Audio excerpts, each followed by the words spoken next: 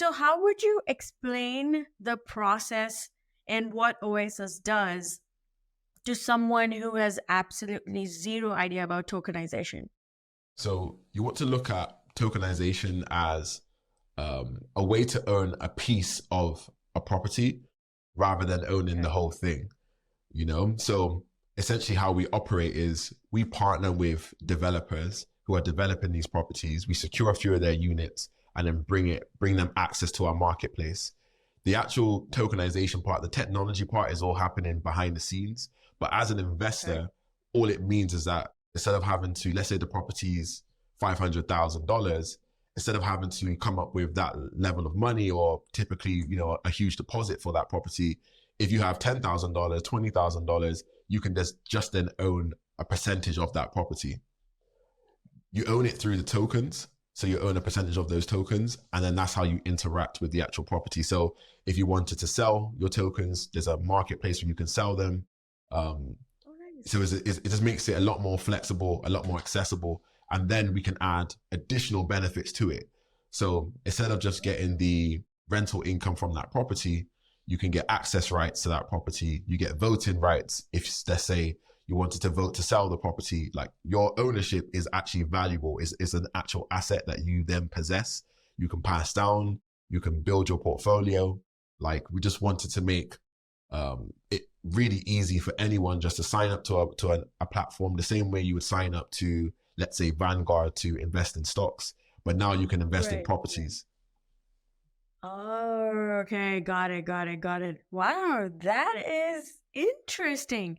So how does growth look like for, let's say, someone who has $80,000 and is ready to start investing in this technology and then get on this ride? How does the next 5 years look like for this person? So they'll be able to access a wide range of properties. So we focus on luxury resort properties in tourist destinations. So it's not necessarily a home you would go and live in, but it's somewhere that will be managed as a short-term rental. If you wanted to go and stay in that property, you can, get either complimentary or even book a stay in there. But essentially what it would allow you to do is invest in properties in different markets.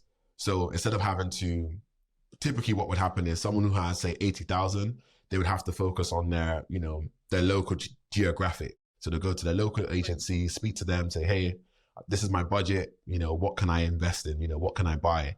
And it'll literally be, let's say, within, a 30 minutes from where they live.